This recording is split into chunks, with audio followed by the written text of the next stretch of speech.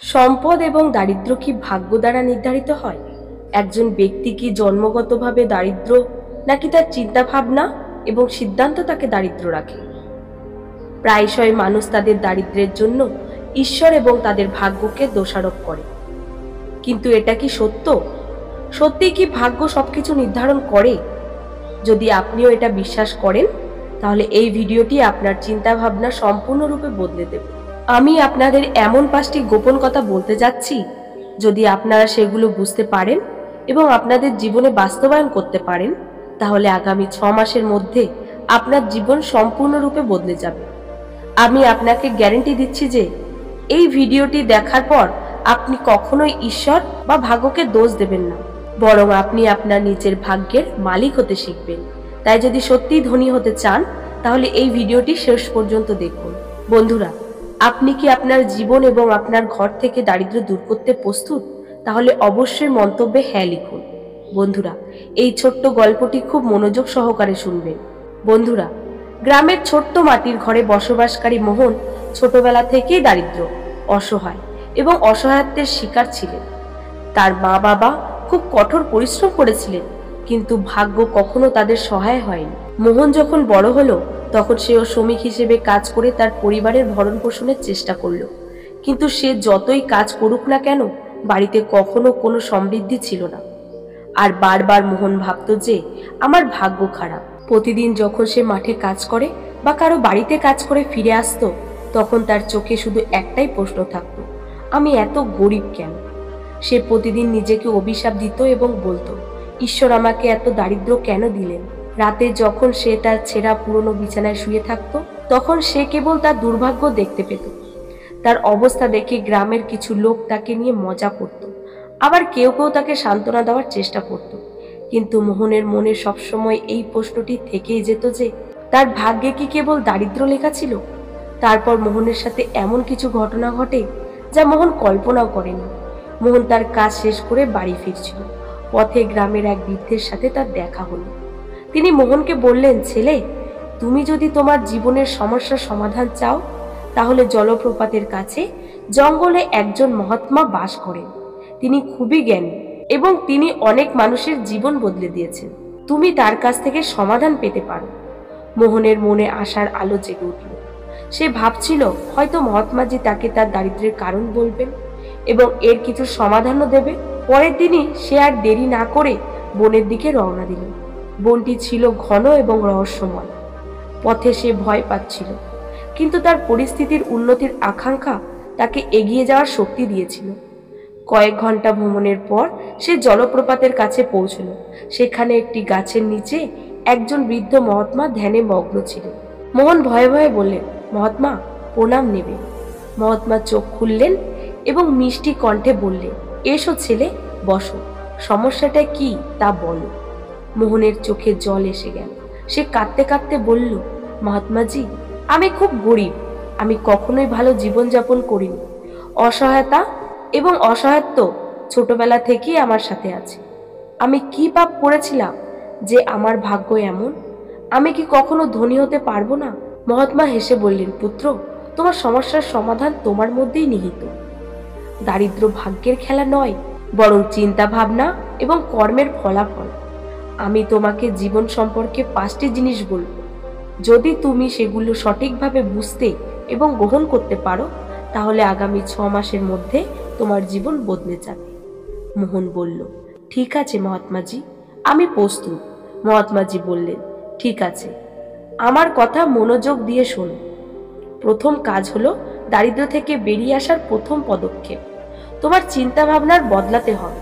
যতক্ষণ না তুমি তোমার চিন্তা ভাবনা বদলাবে, পৃথিবীর কোনো শক্তি তোমাকে ধনী করতে পারবে না। মোহন অবাক হয়ে মহাত্মাজিকে জিজ্ঞাসা করলেন, আমি কিভাবে আমার চিন্তা ভাবনা পরিবর্তন করব? মহাত্মা ব্যাখ্যা করতে শুরু করলেন, বেশিরভাগ দারিদ্র মানুষ বিশ্বাস করে যে তাদের ভাগ্য খারাপ বলে তারা দারিদ্র, কিন্তু এটা সত্য নয়। সম্পদ এবং দারিদ্র্যের সবচেয়ে বড় কারণ হলো চিন্তা ভাবনা এবং কাজের ধরন। ধনী ব্যক্তিরা সর্বদা নতুন সুযোগের সন্ধান করে। তারা তাদের কঠোর পরিশ্রমকে সঠিক দিকে নিয়োজিত করে এবং তারা কখনো বিশ্বাস করেন না যে তাদের দুর্ভাগ্য আছে। তিনি আরো বলেন, তোমার চিন্তা ভাবনা বদলাতে হবে। যখনই নতুন সুযোগ আসবে তখনই তা হাতছাড়া করো না। সর্বদা শিখতে থাকো এবং তোমার দক্ষতা উন্নত করো। মহাত্মা মাথা নাড়িয়ে বলল, বুঝতে পেরেছি মহাত্মাজি। এরপর দায়িত্ব নাও এবং অজুহাত দেখানো বন্ধ করো। মহাত্মাজি বললেন যে একজন দারিদ্র মানুষ সর্বদা অন্যদের দোষারোপ করে, সরকারের কাছে, সমাজের কাছে, নিজের ভাগ্যের কাছে। কিন্তু ধনী ব্যক্তি নিজের দায়িত্ব নিজের ওপর নেয়। একটি উদাহরণ দিয়ে তিনি বললেন, যদি একজন কৃষক ভাবতে থাকেন যে বৃষ্টির অভাবে তার ফসল নষ্ট হয়ে গেছে, তাহলে তিনি কখনোই এগিয়ে যেতে পারবেন না। কিন্তু বৃষ্টি না হলে যদি সে কূপ খনন করে এবং সেচের নতুন পদ্ধতি আবিষ্কার করে, তাহলে তার ফসল কখনো নষ্ট হবে না। মোহন এটা খুব পছন্দ করল। সে বুঝতে পারল যে সে সবসময় তার পরিস্থিতির জন্য ঈশ্বর এবং ভাগ্যকে দোষারোপ করে, কিন্তু সে কখনো নিজেকে বদলানোর চেষ্টা করে। তৃতীয় কথা, সঠিকভাবে অস্ত্র ব্যবস্থাপনা করো। মহাত্মা বলেছিলেন, বেশিরভাগ দারিদ্র মানুষ যা অর্জন করে তা ব্যয় করে অথবা অকেজো জিনিসে বিনিয়োগ করে, কিন্তু ধনী ব্যক্তিরা টাকা বিনিয়োগ করতে শেখে। তারা জানে কিভাবে টাকা বাড়াতে হয়।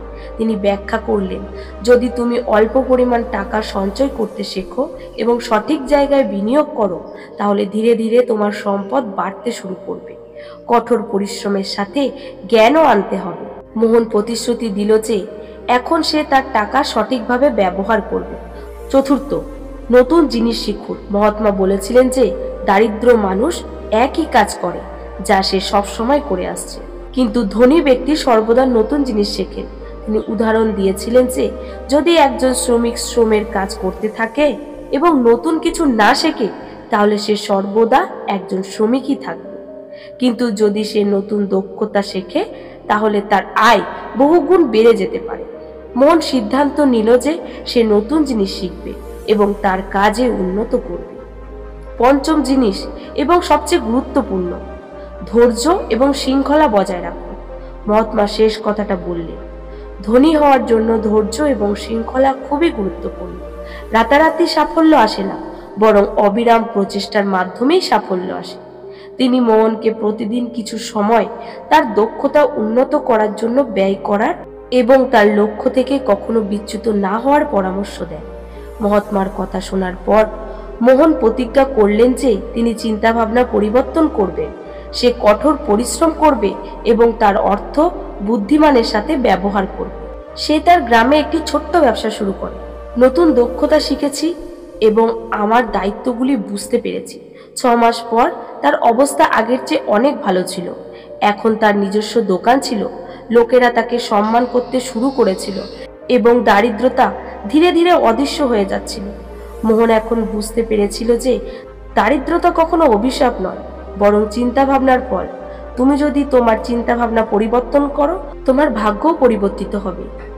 এর থেকে আমরা জানতে পারি যে একজন মানুষ তার কঠোর পরিশ্রম, চিন্তা ভাবনা এবং কর্ম দ্বারা ধনী হয়, তার ভাগ্য দ্বারা নয়। আপনি যদি এই 5টি নিয়ম আপনার জীবনে প্রয়োগ করেন এবং সেগুলি অনুসরণ করেন, তাহলে ঈশ্বরের আশীর্বাদ এবং আপনার কঠোর পরিশ্রমের মাধ্যমে পৃথিবীর কোনো শক্তি আপনাকে একজন সফল ব্যক্তি থেকে বিরত রাখতে পারবে না। বন্ধুরা, ভিডিওটি যদি ভালো লাগে একটি লাইক করবেন আর চ্যানেলটিকে সাবস্ক্রাইব করে পাশে থাকবেন। ধন্যবাদ।